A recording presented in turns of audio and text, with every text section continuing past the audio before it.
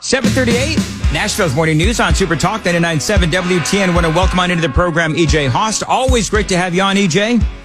Hey, good morning. So I've got to ask, I spent the last, 20 minutes or so of the program, is first half hour of this show, this hour, talking about CBS editing the interview with Kamala Harris. I'm reasonably certain that you are familiar with this story. What are your thoughts on this? It's almost like what they did was they made the edit. They promoted the original answer. They make the edit. The edited version ends up on the television, but then they load everything up online, and it's like obvious that they made this edit to anyone who's paying attention. Right? It's bizarre. So one of my first comments, I did watch the entire interview on 60 Minutes. Didn't give her 60 minutes. It was more like 20. And there was still some walls in between. So that was bizarre. You'd think for a, presidential candidate, first female that has a chance at being president other than Hillary Clinton, you would think they would give her the whole hour, especially given the amount of editing. My first comment was like, how much production was this?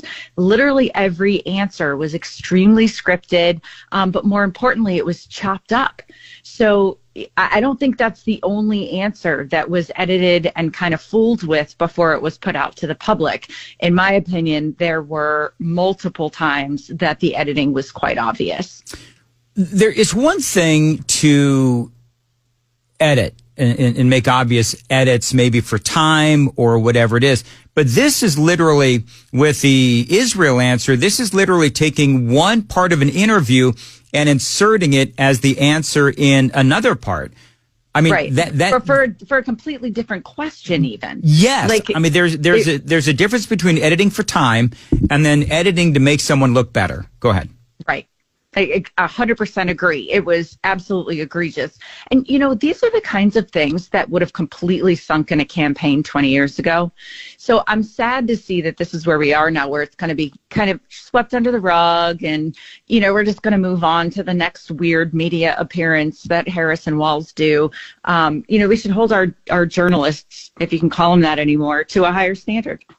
Well, let me ask this, EJ Haust, because I was trying to figure out, you think that CBS did this on their own? Were they acquiescing to the demands of the Harris campaign, who probably saw that she was getting ridiculed and really criticized online for the original answer?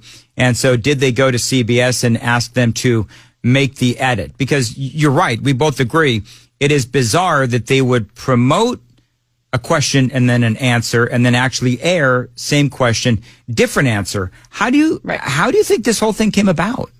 It's very bizarre, isn't it? I wouldn't put it past the Harris campaign for pushing for that to happen, because yes, when they put the original clip out, it was kind of all over social media. It was all over the cable news channels as like a teaser for this thing so that people would want to watch it. And it was, a couple of days probably that they were, promoting this as something everybody should watch. Then everybody watches and we're all like, wait, this isn't exactly what we thought it was going to be. So it's very bizarre, but I wouldn't put it past the Harris campaign for sure. And quite honestly, it could have been part of the agreement to do the 60 Minutes interview. Those are things that they put into, they always have, the campaign will have a stipulation for what questions are allowed to be asked or topics or things like that. That's not unusual. But it is unusual to see a completely different answer in the final cut than what was being promoted. And I wonder if that was either incompetence, mistake, or more likely the Harris campaign.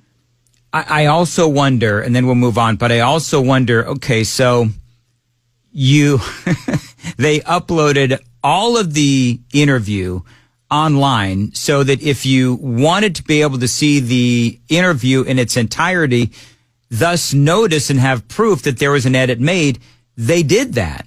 So part of me is wondering, is there like a whistleblower of some sort within CBS that went ahead and very discreetly uploaded all of this stuff so that it would be there, or are they just that incompetent?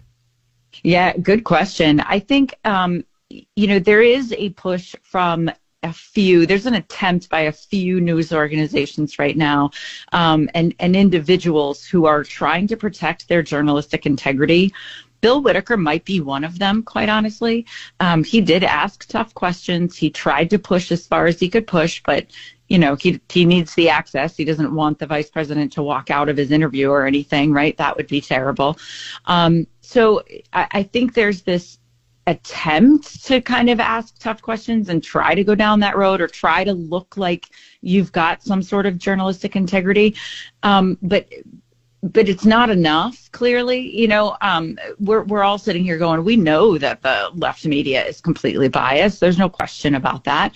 What I also think is interesting, though, is that Harris is losing the joy, losing the love of these people. So it's not just the journalistic integrity thing. People are getting frustrated with her. They're getting frustrated with her canned answers that have been pre-scripted. They are pre-memorized, right? They are very much on purpose, probably poll tested.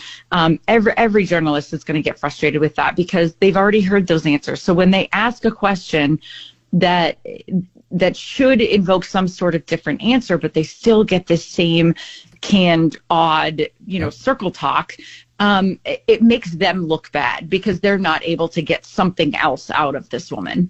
EJ Haust is joining us. Democrats started to hit the panic button.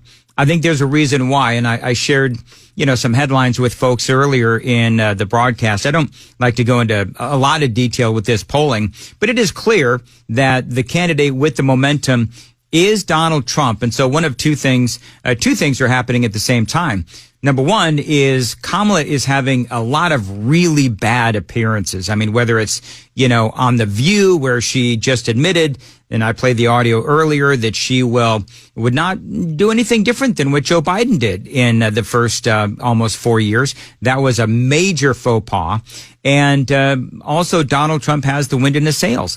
So I think the Democrats are beginning to panic because she's saying dumb stuff. And Donald Trump is just letting her do it, and he didn't really have to say much of anything. Nothing. It's interesting to see this kind of flip-flop of tactics, right? Usually it's Trump that's kind of out there in your face doing all the events and everything, and he is kind of quietly out there doing events and doing fundraisers and things like that. But he's usually the one on all the shows. This time around, she's like, okay, we gotta get our name out there some more. We gotta do some shows. We gotta do some really strange podcasts. Where can we reach? You gotta look at the audience. She's trying to reach the base. All of these, The View, that creepy girl podcast thing, the late night shows with comedians, they're all very securely within the base as far as the audience is concerned. I don't see any of these moving the needle with voters who are undecided or those who really they need in order to get over the finish line, right? She needs more men on her side. She needs more, lean conservatives on her side, and she's not doing anything to get them. That basically tells me that they are in panic mode, that their campaign knows that the internal polling is showing that she's in trouble with people who are typically her base. Your buddy Tim Walz, Governor Tim Walz of Minnesota, he's out there. Apparently he told folks, I find this interesting. So you have the media, you have the Harris-Walz campaign and the Democrats saying that, Donald Trump is going to destroy the Constitution, right? Tim Walz is out there saying that he wants to destroy the Electoral College. And he said that apparently last night.